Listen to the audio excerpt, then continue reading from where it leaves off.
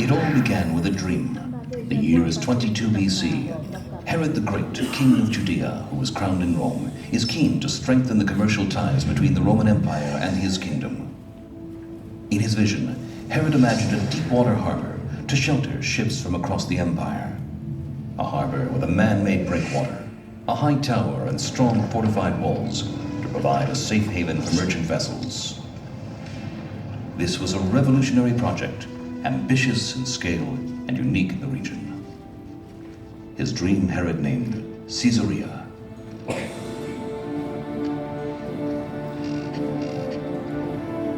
Thousands of workers toil to make this dream a reality. Enormous wooden caissons are sunk into the sea to form the foundations of the massive breakwater.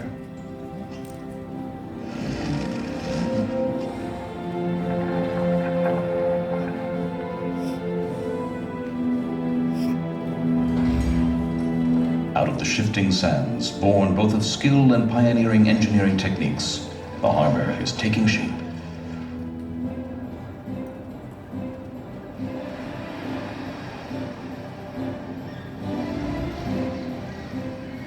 In a dozen years, Herod's dream has become real. Where once there were dunes, now stands a beautiful harbor city, thronged with people and thriving with life. Ships carrying rich cargoes arrive from all corners of the empire. The elegance of Caesarea is admired throughout the region. Merchants and workmen are everywhere. Towering above the harbor, the fire is burning bright on the Drusian Tower, bringing ships safely to port. To honor his Roman patrons, Herod builds a temple in the harbor front and dedicates it to the goddess Roma and Augustus Caesar. In return, he gains the trust of the Roman Empire, and his reign reaches as far as Syria.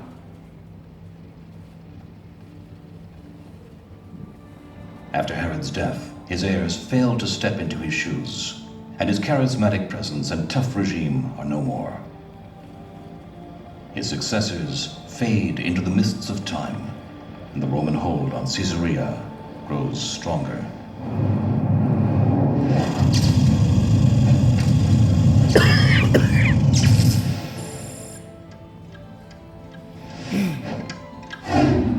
Caesarea becomes the capital of the Roman province of Palestine and headquarters of the Roman governor.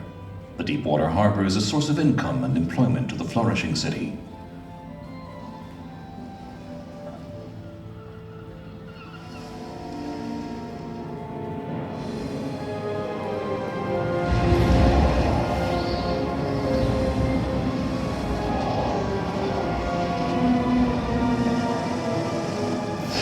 Mighty storms and earthquakes damage the breakwater and the fortified walls. Yet the city stands and attracts Jews, Christians, and pagans alike. A Jewish community develops in Caesarea and becomes one of the most dominant in the land.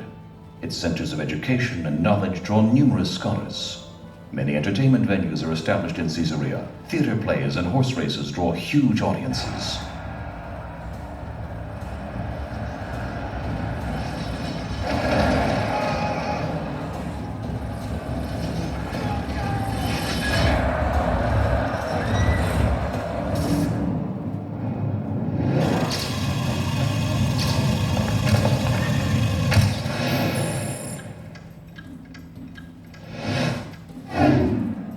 By the end of the 4th century, the Roman Empire collapses, and its place in the east is taken by the rising Byzantine Empire.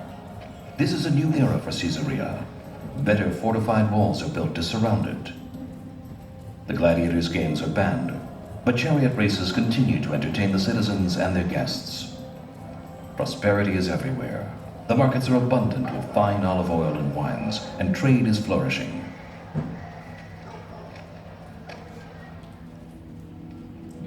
Christianity becomes the official religion of the Byzantine Empire. The temple of the goddess Roma and Augustus Caesar is torn down to build in its place an amazing octagonal church. The city's wealth is clearly evident in the richly designed and decorated church. Alas, man-made work cannot survive the forces of nature for long. Severe earthquakes continue to hit Caesarea.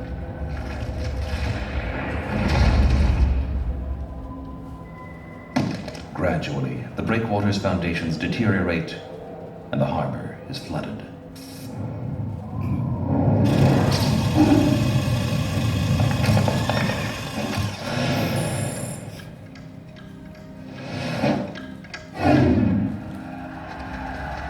In the 7th century, after many battles and a 7-month siege, Byzantine Caesarea, which was one of the most prosperous and fortified cities in the land, falls to the Muslim hands. A mosque with a magnificent arcade facing the sea is built where the Roman temple and the Byzantine church once stood. When the city's great harbor finally yields to earthquakes and storms, Caesarea becomes a sleepy town, and its ruins turn into marble quarries.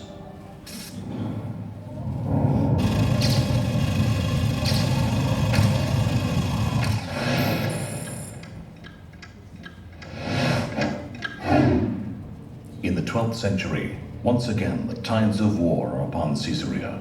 European crusaders invade the land, hoping to conquer the Christian holy cities. From the struggle of war, Caesarea emerges to be rebuilt. A new quay is built in the harbor, and impressive crusader walls surround the reviving city. For 200 years, the wars between Muslims and crusaders have shattered the Holy Land. It is the year 1265. An immense and powerful Muslim army is approaching Caesarea's walls, led by the Mamluk Sultan, Baybars.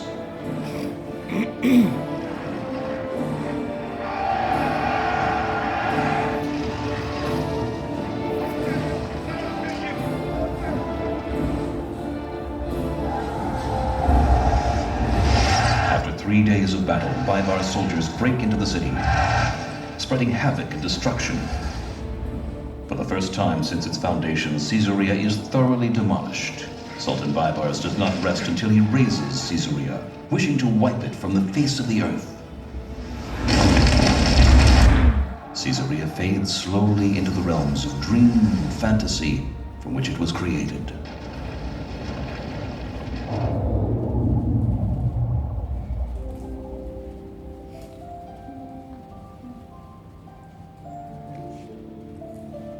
But the legend of Caesarea does not end here. As it was created by the vision of Herod the Great, modern Caesarea has been revived by the vision of a single man, Baron Edmund Benjamin de Rothschild. The Baron purchased Caesarea's lands, aspiring to turn them into a unique place of creativity, tourism, community, recreation, and leisure. Thanks to him, Caesarea is prosperous again, and life fills the city once more.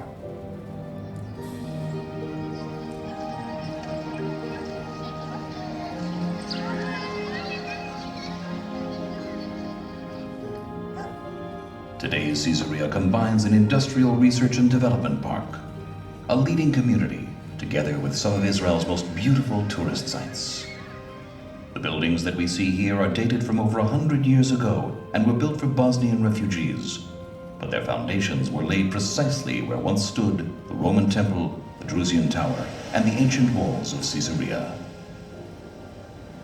Most of Caesarea's harbor is immersed under the sea, but the theater and the hippodrome stand as they were in ancient times, and the city's glorious past is evident and complements today's development.